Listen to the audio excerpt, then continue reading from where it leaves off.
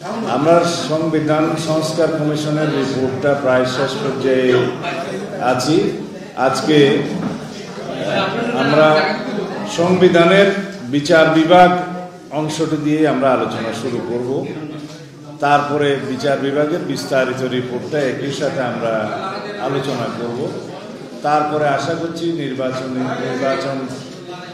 ব্যবস্থা সংস্কার রিপোর্টের এবং প্রশাসন, জনপ্রশাসন এবং দুর্নীতি দমন কমিশনের রিপোর্টটা দিয়ে আমরা আমাদের আলোচনা শেষ করতে পারবো। আমরা খুব দ্রুততার সাথে যাচ্ছি না, এই জন্য যে এটা রাষ্ট্রের বিষয়, এটা রিপাবলিকের বিষয়, এটা সংবিধানের বিষয়, তাড়াহুড়োর কোনো বিষয় নয়।